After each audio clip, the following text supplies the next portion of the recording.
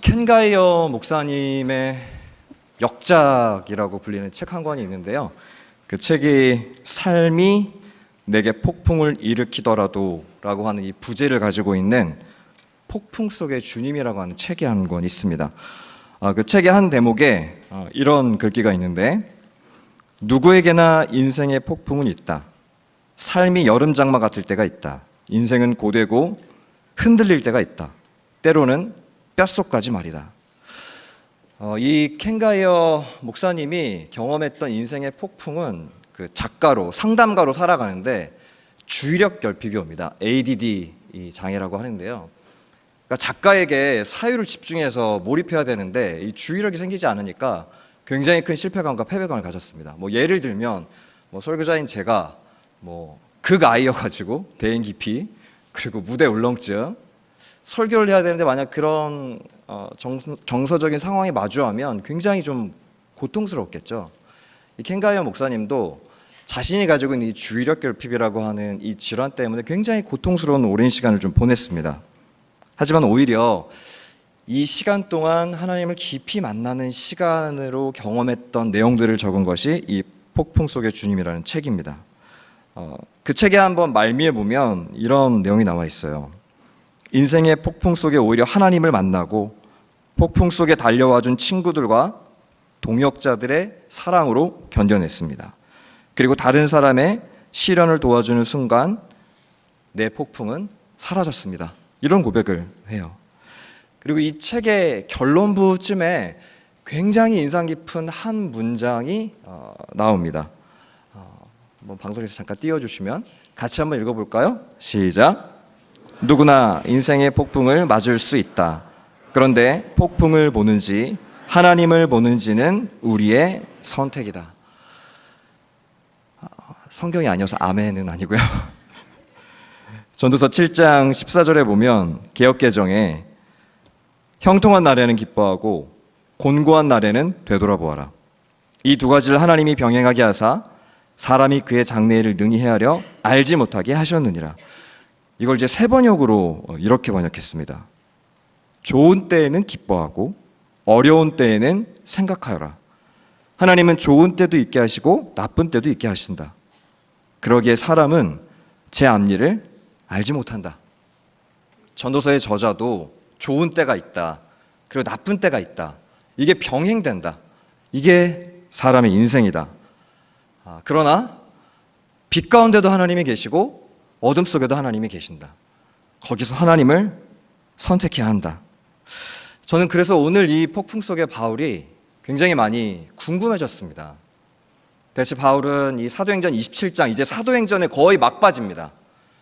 바울이 사도행전 9장에서 회심을 하고 나서 전도 여행을 가다가 마지막 종착지였던 로마라고 하는 곳에 가서 마지막 복음 증거를 하기 직전에 경유했던 여정이에요. 사실 이 바울도 정말 산전수전 다 겪은 사람 아닙니까? 오랜 시간 동안 그 재판을 받다가 이 바울에게는 로마 시민권이 있었습니다. 시민권이 있다는 것은 자신의 마지막 재판을 로마 가이사 황제에게 받을 수 있는 특권이 있습니다. 자신의 이 특권을 발동해서 로마로 이송을 결정하게 돼요. 죄인의 신분으로 한 배에 탑승하게 됩니다. 이 배의 이름은 알렉산드리아호였는데 오늘 이 바울이 탑승한 배입니다. 이집트 알렉산드리아에서 출발해서 이 제국의 심장부였던 로마까지 가는 배였어요. 약 한 276명이 탑승했고 이것은 죄인의 호송선이 아니라 곡물선이었습니다. 왜냐하면 이집트 알렉산드리아가 굉장히 큰 곡창지대였기 때문에 여기서 생산한 곡물을 로마에서 수입을 했거든요. 사실 이 배는 굉장히 무역선이었다고 볼 수도 있겠습니다. 근데 이제 중간에 알렉산드리아에서 로마까지 가는 중간쯤에 그 기착지라고 할까요? 정류장처럼 하나를 들리게 되는데 그게 오늘 본문에 등장하는 크레타 섬의 미항이라는 항구였습니다. 근데 미항이 아름다운 항구라는 뜻도 있지만 사실 성경은 반어법으로 쓰고 있어요.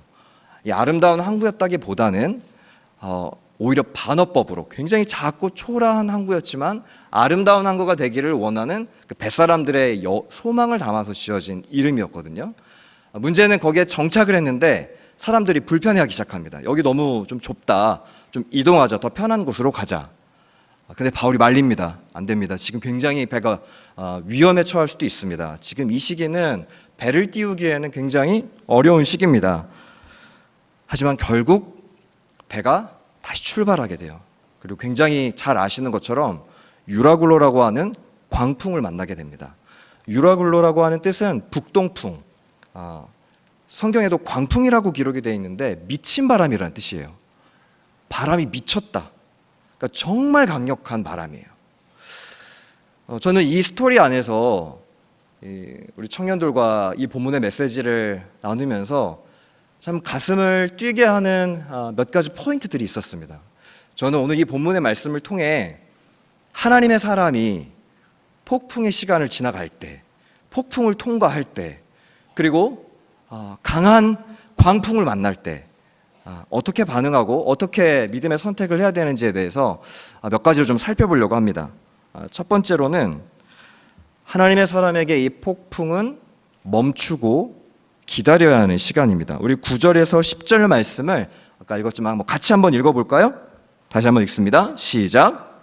여러 날이 걸려 금식하는 절기가 이미 지났으므로 항해하기가 위태한지라 바울이 그들을 권하여 말하되 여러분이여 내가 보니 이번 항해가 하물과 배만 아니라 우리 생명에도 타격과 많은 손해를 끼치리라 하되, 여기 보니까 금식하는 절기라고 하는 표현이 나옵니다.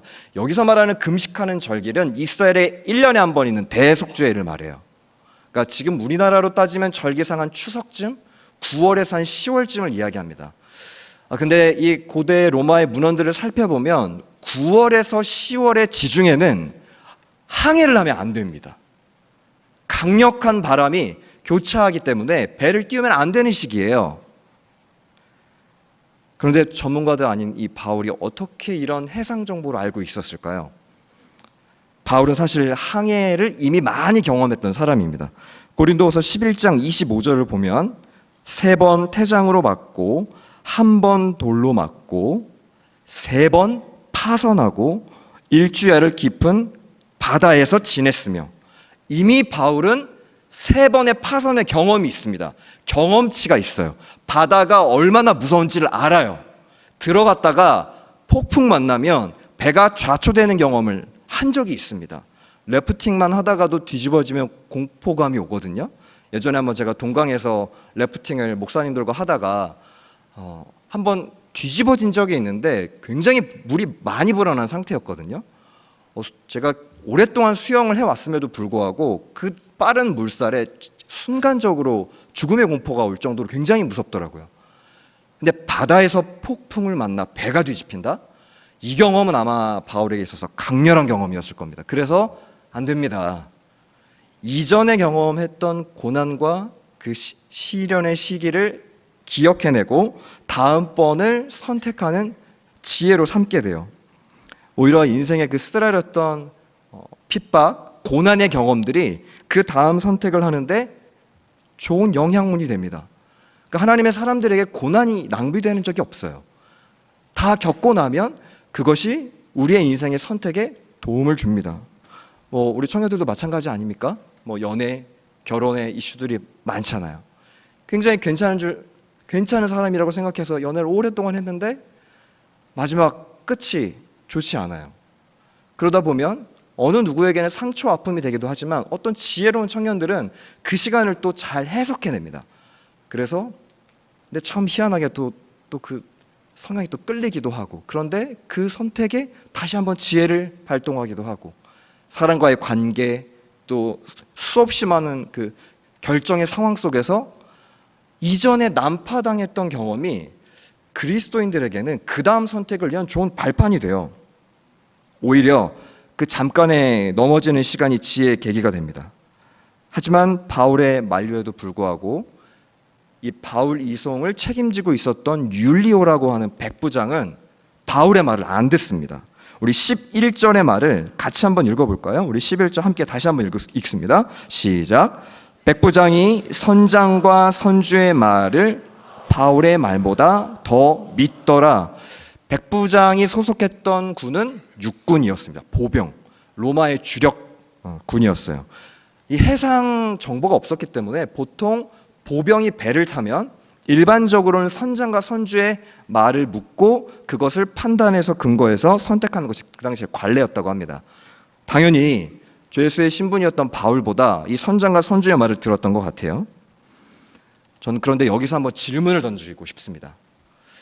지금 2000년이 지난 이 시기에도 지중해가 위험하다는 사실을 정보를 저도 지금 알고 있는데 2000년 전에 이 배를 탔던 선장과 선주들이 정말 몰랐을까요? 위험하다는 걸? 진짜 몰랐을까요? 이 바닷사람들이요? 왜 배를 띄웠을까요?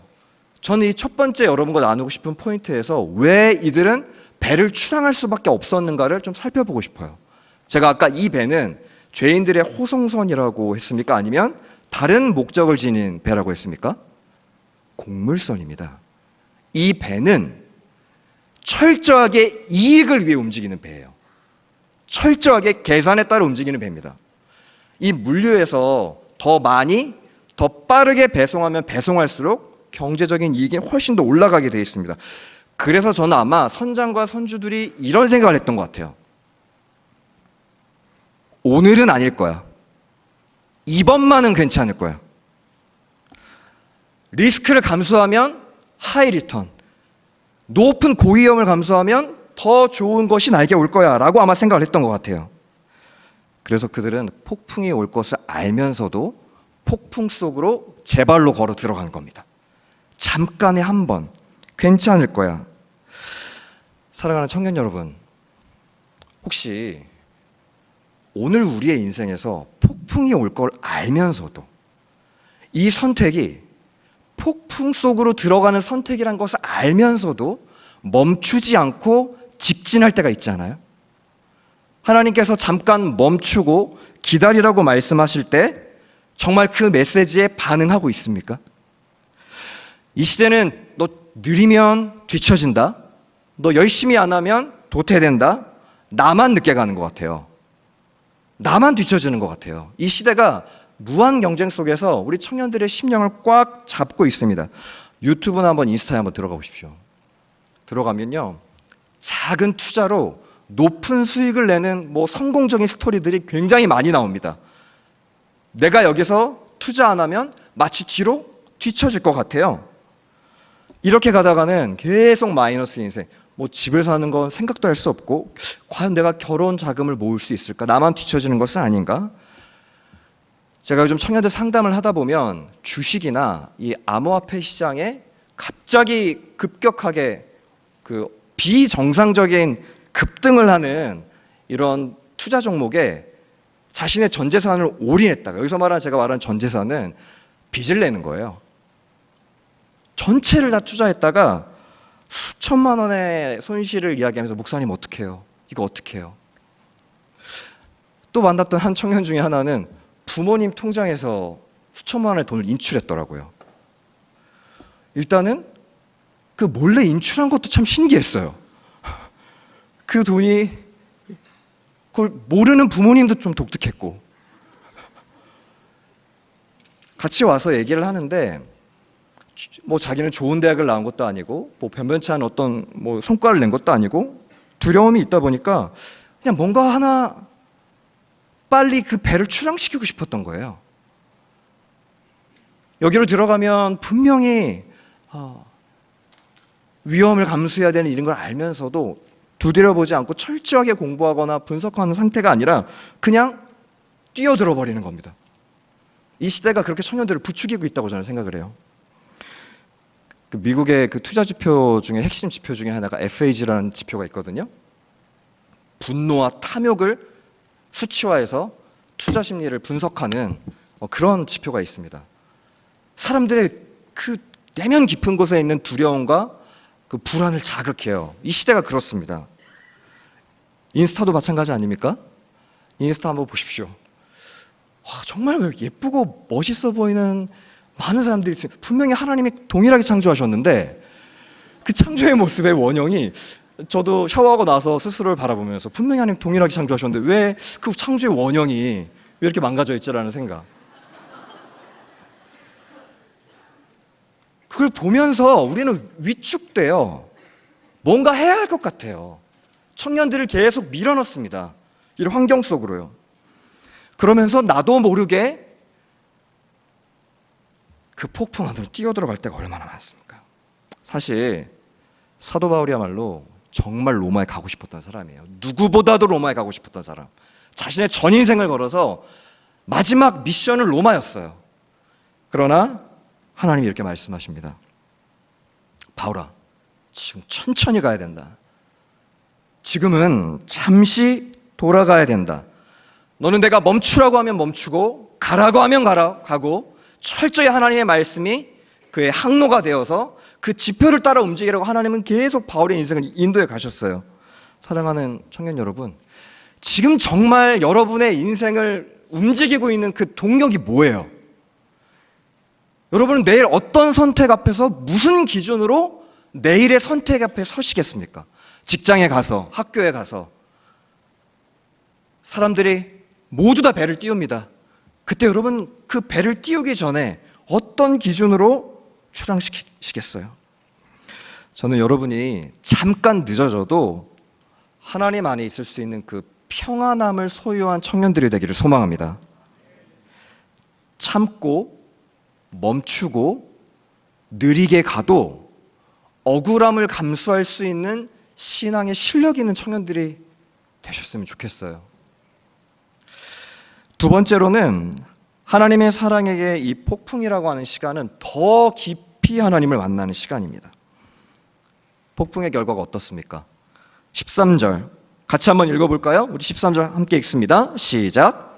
남풍이 순하게 불매 그들이 뜻을 이룬 줄 알고 닻을 감아 그레데 해변을 끼고 항해하더니, 꼭 이렇다니까요. 마침 남풍이 불어요. 순풍이 불어요.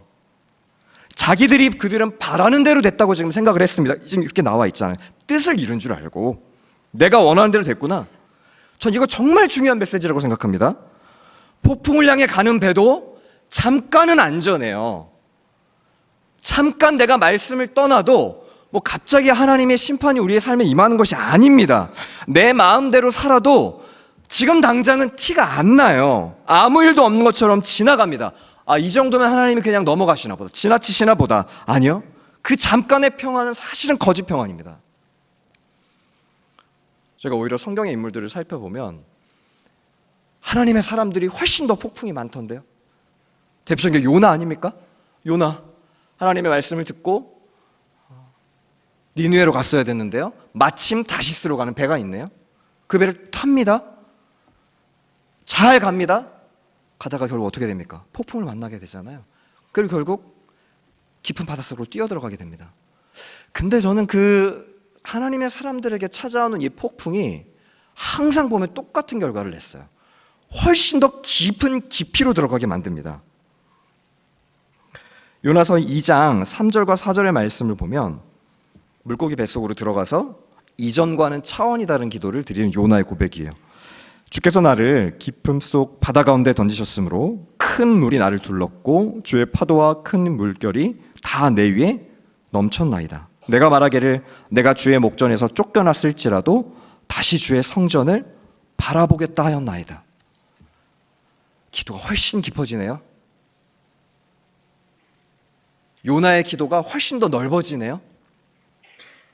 욥도 마찬가지 아니었습니까? 욥 굉장히 긴 성경책이거든요. 굉장히 단순한 이야기예요. 하나님의 사람이 하나님의 계획 안에서 시험과 고난을 받습니다. 그리고 37장까지의 내용이 친구들과의 변론과 대화예요. 너한테 죄 있다? 아니야, 난 죄가 없어. 친구들은 계속 분석합니다. 계속 죄의 원인에 대해서 이야기해요. 친구들이 다 티, 완전 쌉티. 그러니까 F가 하나도 없으니까 그 논쟁 속에서 죄송합니다. 네. 왜냐면 얼마 전에 제가 신방을 하다가 제가 어떤 솔루션을 한 청년에게 줬는데 목사님 쌉티세요? 깜짝 놀라가지고 나는 F를 학습하고 있는 중이지 이렇게 얘기를 해줬는데 F가 룹의 친구들 중에는 없었던 것 같아요. 37장까지 읽어보세요. 읽어보면 계속 논쟁이에요. 또 죄인이다? 또 이유가 있다? 놀란 건 하나님이 한 번도 등장을 안 하십니다. 욥기에. 그러다가 38장에 갑자기 하나님이 37장 만에 등장하세요. 제가 한번 읽어드릴게요.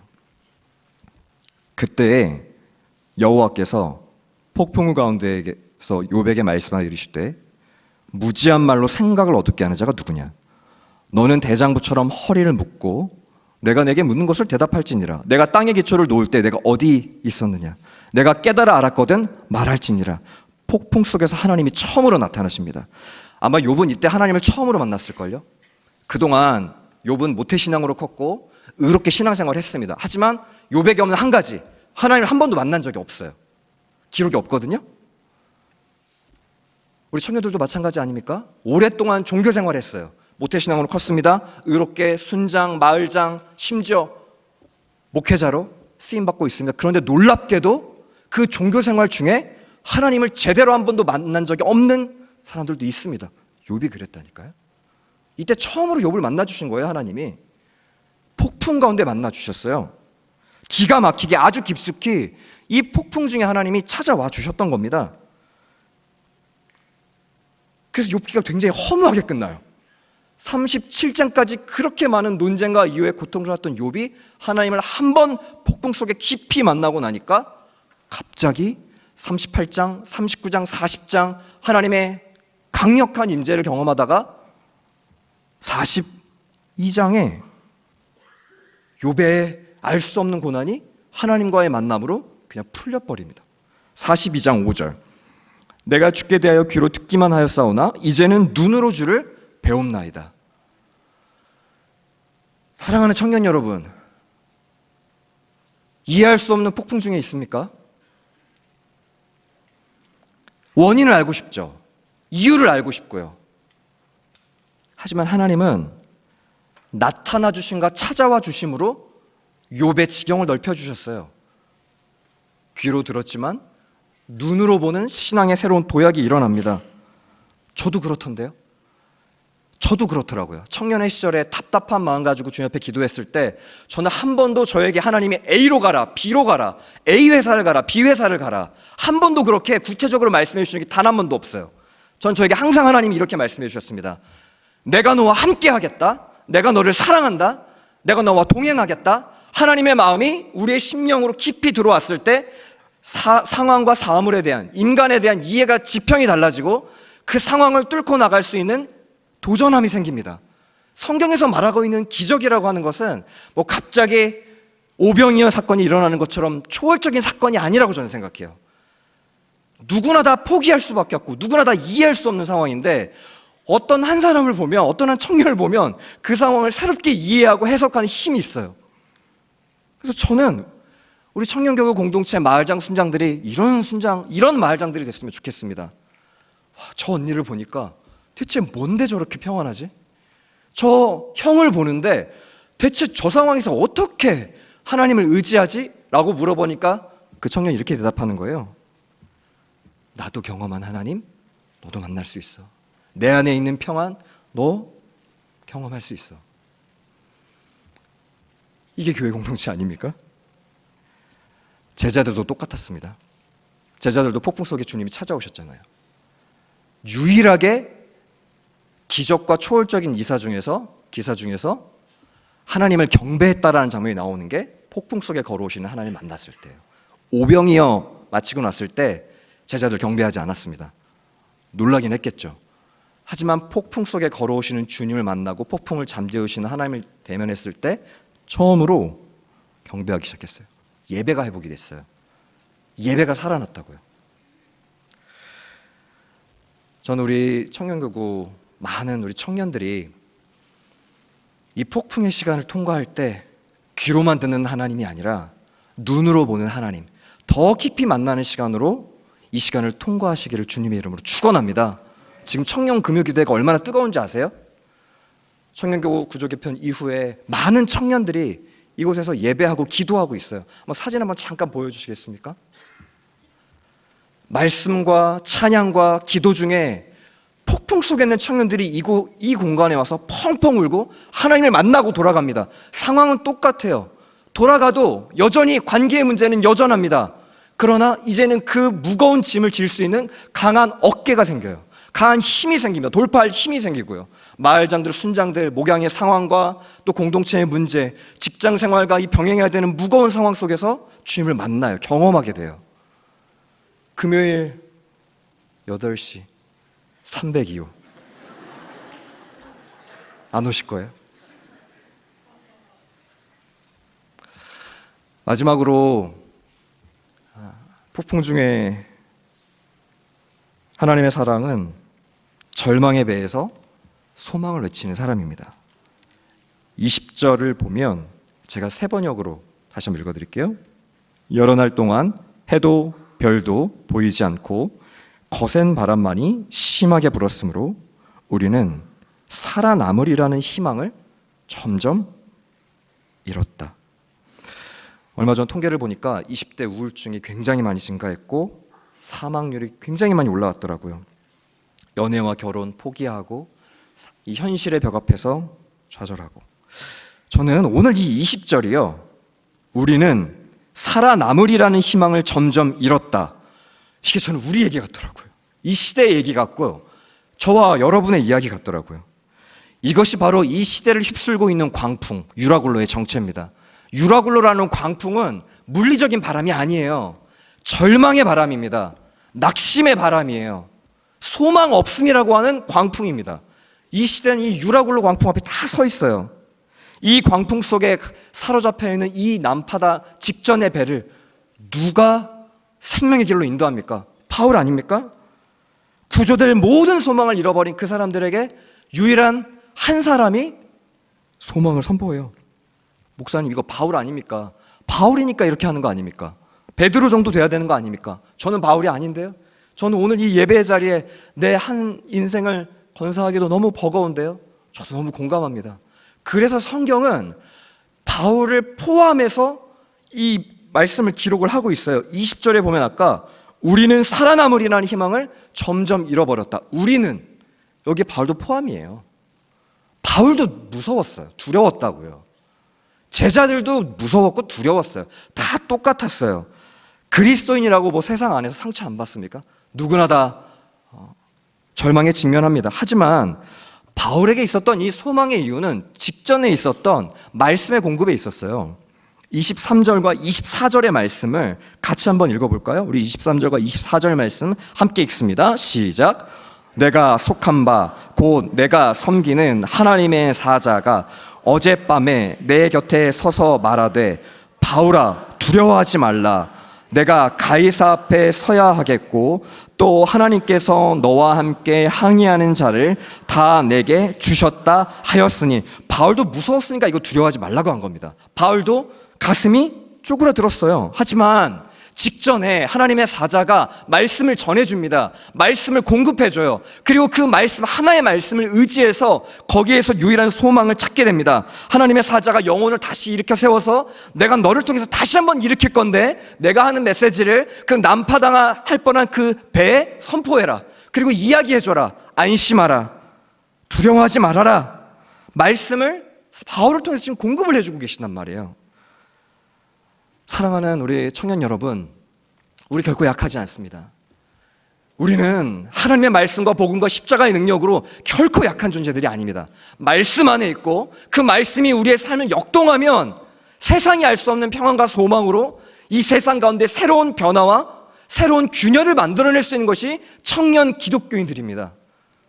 사랑하는 여러분, 우리가 강한 게 아니라 우리 안에 계신 예수님이 강하기 때문에 그렇습니다. 22절, 내가 너희를 권하노니 이젠 안심하라. 너희 중 아무도 생명에는 아무런 손상이 없겠고 오직 배뿐이라. 말씀을 붙잡는 겁니다. 정말 말씀을 제대로 한번 붙잡아 보는 겁니다. 그리고 그것을 기초로 기도를 한번 해보는 겁니다. 그리고 기도하면서 하나님을 기다려보는 겁니다. 그리고 그 내 주변을 둘러싼 상황과 환경을 하나님이 어떻게 이끌어 가시는지를 한번 잠잠히 기대해 보는 겁니다. 청년교구는 여전히 공사 중입니다. 하나하나 모든 것을 다듬어야 될 것들이 많습니다. 그런데 저는 이 청년교구라는 큰 배 안에 어떤 한 사람이 소망을 이야기하고 하나님 나라의 일을 함께 꿈꾸고 비록 부족하고 연약한 것들이 우리의 인생 가운데 닥쳐와도 이 큰 배 안에서 하나님이 우리와 함께 하시다고 계시다는 그 꿈을 꾸고 이 아름다운 공동체를 함께 만들어가는 부르심에 저와 여러분을 부르셨습니다. 목회자로 살아가는 저에게도 이 시대의 광풍은 교회는 끝났다입니다. 다음 세대의 사역은 끝났다. 제가 신학교 다닐 때 가장 제 영혼을 힘들고 아프게 했던 게 뭔지 아세요? 때로는 신학생들이 함께 모여서 한국교회 비판과 욕을 합니다. 저는 그게 얼마나 수치스럽고 부끄러웠는지 몰라요. 제가 예전에 한번 교회에 대한 많은 날선 비판을 어떤 한 목사님에게 한번 한 적이 있는데 그때 그 목사님 저를 붙잡고 이렇게 기도하시더라고요. 주야, 이 교회는 주님이 사랑하시는 교회인데 이 교회에 대해서 이야기하려면 네 심장을 관통하는 이야기를 하거라.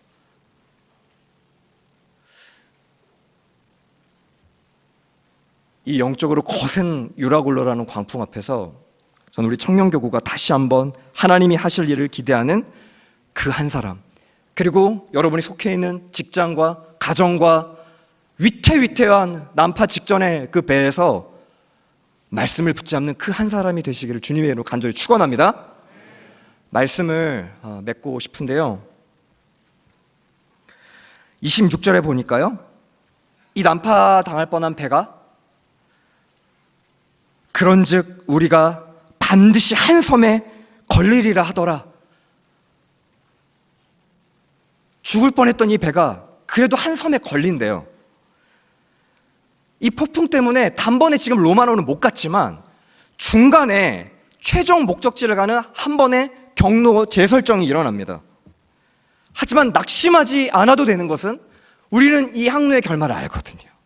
바울은 로마로 갈 거거든요. 여기서 복음을 전하는 하나님의 사명자로 쓰임 받을 거거든요. 그래서 바울은 이 한 섬에 걸리는 것에 대해서 낙심하지 않습니다. 내가 전혀 예상하지 못한 그 섬이었지만 주님은 이 섬을 디딤돌로 삼아서 다시금 마침내 저와 여러분이 가야 할 로마, 우리가 서 있어야 될 그곳, 어찌 보면 이 교회, 이 예배는 그 작은 한 섬일지도 모르겠어요. 한 주 동안 어마어마한 광풍에 사로잡혀 살아가다가 난파돼서 다시금 여기까지 떠밀려 왔습니다. 그리고 우리는 여기서 다시 새 힘을 얻어요. 교회는 종착지가 아닙니다. 정류장이에요. 우리는 여기서 다시금 새 힘을 얻고 마침내 가야 될 로마에서 반드시 서야 합니다. 그리고 하나님은 우리 삶 도처에 이런 작은 섬들을 예비해 놓으셨어요. 우리는 이것에 대해서 때로는 이해하지 못해요. 왜 나는 이 섬에 지금 있지? 왜 나는 저길 가야 되는데 지금 여전히 이 섬에 있지? 나중에 한번 28장 마지막 장을 한번 가보십시오. 가면 1절과 2절에 이 섬이 어떤 섬이었는지가 기록이 돼 있어요. 우리가 구조된 후에 안즉 그 섬은 멜리데라 하더라. 비가 오고 날이 참해 원주민들이 우리에게 특별한 동정을 하여 불을 피워 우리를 다 영접하더라. 멜리데라는 섬이었는데 이 멜리데라는 섬의 이름이 기가 막혀요. 전 이것이 하나님의 예비하심이었다고 생각합니다. 멜리데라고 하는 섬은 피난처라고 하는 뜻이 있어요. 피난처, 돌아갔던 섬인 줄 알았는데 사실 하나님은 오랜 경로 이전부터 그 멜리데 섬을 준비하고 계셨고 예비해 놓고 계셨습니다. 그리고 그 피난처된 그 섬에서 다시 새 힘을 얻어 로마로 바울은 갑니다. 28장 14절, 거기서 형제들을 만나 그들의 청함을 받아 이레를 함께 머무니라. 그래서 우리는 이와 같이 로마로 가니라. 우리는 결국 로마로 갑니다. 하나님이 함께하고 그 말씀이 저와 여러분의 인생의 항로가 되기 때문에요. 사랑하는 여러분, 때로는 우리는 주 안에서 지치지 말아야 합니다. 때로는 우리의 영혼을 낙심케 하는 폭풍 앞에서 새 힘을 내야 합니다. 가끔 제가 담임 목사님 배우면 지금 굉장히 오랜 시간 레이스를 하고 계시잖아요. 저도 오랜 시간 동안 청년사역에 13년 가까이, 사실 저도 올해 굉장히 큰 경미한 번아웃에 발버둥 친 시간이 있었습니다. 다시 한번 청년사역으로의 부르심 앞에서 스스로 발버둥 치는 거예요. 담임 목사님과 둘이서 잠깐 대화를 하는데 저한테 그런 얘기를 해주시더라고요. 송 목사, 힘을 내야 된다. 힘을 내라. 이 시대가 너무 어렵기 때문에 우리는 힘을 내야 된다. 사랑하는 청년 여러분, 주 안에서 정말 힘을 내십시오. 돌아가도 우리는 마침내 로마로 갈 겁니다. 이 부르심을 붙잡고, 혹시나 그 배가 여러분의 가정입니까? 여러분의 직장입니까? 또 여러분의 공동체입니까? 사랑하는 순장 여러분, 마을장 여러분, 힘을 내십시오. 다시금 주 안에서 새롭게 로마로 가는 꿈을 꾸십시오. 이 청년교구가 마침내 로마로 가 그곳에서 하나님이 하실 새 일을 기대하고 소망하는 것, 그것이 저와 여러분이 함께 꾸고 싶은 꿈입니다. 오늘 이 말씀을 기억하시면서 함께 이 찬양, 굉장히 오늘 이 본문의 메시지를 저는 녹아놓은 찬양이라고 생각합니다. 그 후렴부에 보면요, 폭풍 가운데 나의 영혼 잠잠하게 주를 보리라. 이 고백으로 하나님께 나아가겠습니다. 주 품에 품으소서.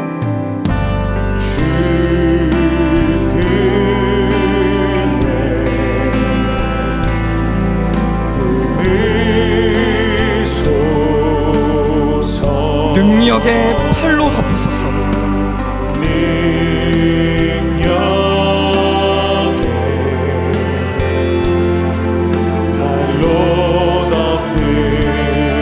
거친 파도 날 향해 와도, 거친 파도 날 향해 와도 주와 함께 날아오르리. 주와 함께 날아오르리. 폭풍 가운데 나의 영혼, 폭풍 가운데 나의 영혼 잠잠하게 주보리라. 잠잠하게 주를 보리라. 주님 안에 나 거하리. 주님 안에 나 거하리. 주 능력 나 잠잠히 믿네. 주 능력 나 잠잠히. 거친 파도 날 향해 와도, 거친 파도 날 향해 와도 주와 함께 날아오르리. 주와 함께 날아오르리. 폭풍 가운데 나의 영혼, 폭풍 가운데 나의 영혼 잠잠하게. 우리 한번 자리에서 일어나서 고백할까요? 거친 파도 날 향해 와도, 거친 파도 날 향해 와도 주와 함께 날아오르리. 폭풍 가운데 나의 영혼 잠잠하게. 거친 파도 날 향해 와도, 거친 파도 날 향해 와도 주와 함께 날아오르리. 폭풍 가운데 나의 영혼 잠잠하게 주를. 이 시간 한번 기도하실 때, 하나님, 우리의 믿음은 앞에 있는 폭풍을 보지 않고 우리 앞에 계신 주님을 바라보게 하여 주시옵소서. 우리의 믿음의 항해 위에 주님이 우리의 인생의 항로가 되어 주시옵소서. 거친 파도 날 향해 와도 주와 함께 날아오르게 하여 주시옵소서. 폭풍 가운데 나의 영혼 잠잠하게 주를 바라보겠습니다. 시간 주의 이름 한번 잡고 기도합니다. 주여.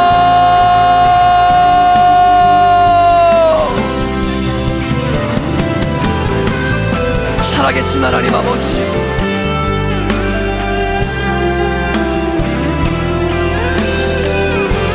다시 한번 주와 함께,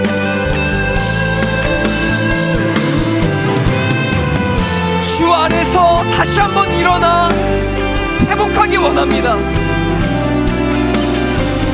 새 힘을 공급하여 주시고, 주여 우리의 심령 가운데 하나님을 기다리고 멈추어 서서 주님을 바라보는 마음과 살아계신 주와 함께 믿음의 여정으로 우리는 가게 될 것입니다. 가운데 나의 영혼이 잠잠하게 주님을 바라볼 수 있도록 충만함으로 주님 바라보며 믿음으로 환풍을 이겨내고 주님 바라보며 나아가겠습니다. 살아계신 주님, 우리 사랑하는 청년들에게 주 안에서 새로운 약속과 그 언약의 말씀을 주시옵소서. 끝까지 믿음의 길을 완전히 나아갈 수 있는 지혜를 얻을 수 있도록 인도하여 주시옵소서. 살아계신 하나님 아버지, 붙잡고 나아가오니 아버지여 우리를 주여 우리 안에 하나님과 동행하는 삶, 폭풍 가운데도 주를 바라보며 나아갑니다. 주 우리를 붙잡아 주님을 향하여 간절한 마음으로 선포하게 하여 주시옵소서. 주님을 향하여 간절히 믿음으로 선포하며 나가길 원합니다.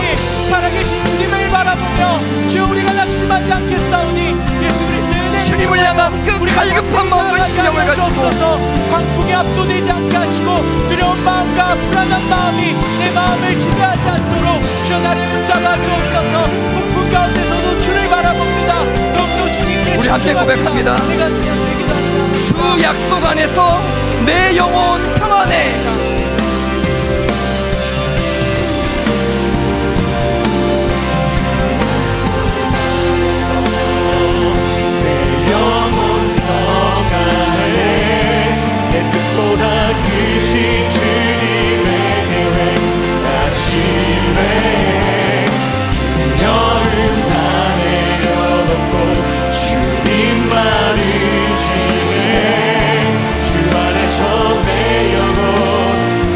약속 안에서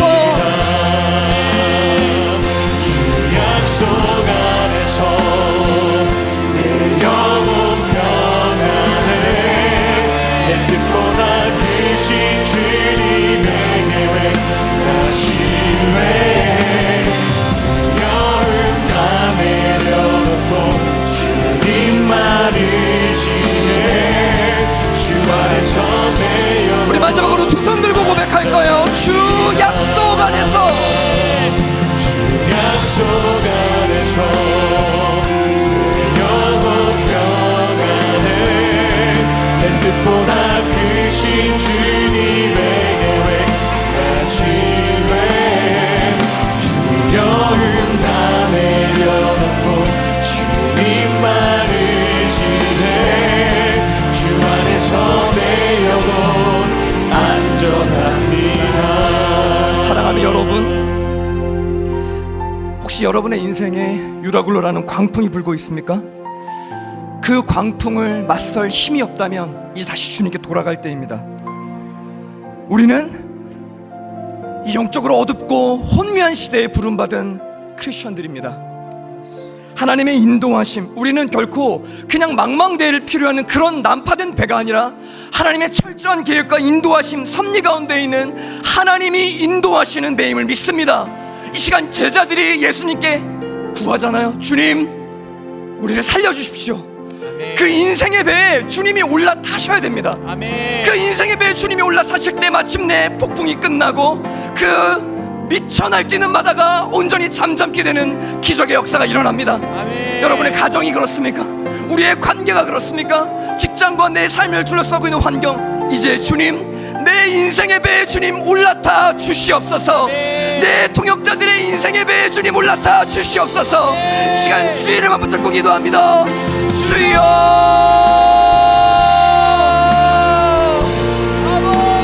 살아계신 하나님, 우리가 주님 앞에 은혜를 구합니다. 주여, 혼란스러운 살아계신 주님, 주여 올라타시사 바다를 잠잠케 하시고 이 올라타 충만한 하나님의 은혜를 힘입어 멈게 하여 주옵소서. 두려워하고 불안해하고 하나님, 낭망하는 우리의 심령 가운데 있지 하여 주옵소서. 주여 하나님 인도하여 주시옵소서. 기름 부어 주시옵소서. 주 예수 그리스도의 십자가에 하나님, 우리 사랑하는 청년들의 마음 가운데 찾아가 주시길 원합니다. 주여 나를 덮어 주옵소서. 주여 우리 청년들의 심령 가운데 찾아가 주셔서 끝나지 않았습니다. 오직 예수 그리스도를 더욱더 주셔서 주님 안에 우리는 영원히 거하는 자들임을 고백하고 선포하며 나가길 원합니다. 하나님, 우리 공동체 가운데 주님의 인도하심을 구합니다. 하나님의 도우심을 구합니다. 주님을 향한 갈급한 마음 가지고 나아가는 사랑하는 청년들에게 충만한 하나님의 능력과 은혜를 주셔서 복음을 잠재워 주시고 나의 마음을 평안 가운데로 인도하여 주옵소서. 두려움에 압도되지 않게 하시고. 살아계신 하나님, 우리의 인생에 유라굴러가 불 때가 있습니다. 인생의 통제권을 상실하고 어디로 가야 할지 몰라 우리는 구조될 희망조차 놓아버렸다라고 하는 이 시대의 한복판을 우리는 관통하며 살아가는 청년들입니다. 우리가 발을 딛고 있는 우리의 가정과 직장과 학교와 공동체, 하나님, 바울에게 하나님의 사자가 찾아가 주셔서 내가 너희를 인도하고 있다, 가서 전하라, 여기에 생명이 있다라고 이야기해라. 하나님, 그 한 사람을 오늘 주님은 찾고 계십니다. 하나님, 그 주님의 부르심 앞에 반응하며 살아가는 청년들 되게 하여 주시옵소서. 마음이 상하고 지쳐있는 우리 청년들 주여 찾아가 주셔서 빛으로, 소망으로 끝날 때까지 아직 끝난 게 아니다라는 그 믿음의 확신과 소망, 주님이 마침내 우리를 로마로 인도하신다는 그 믿음의 확증이 우리 사랑하는 청년들에게 있게 하여 주시옵소서.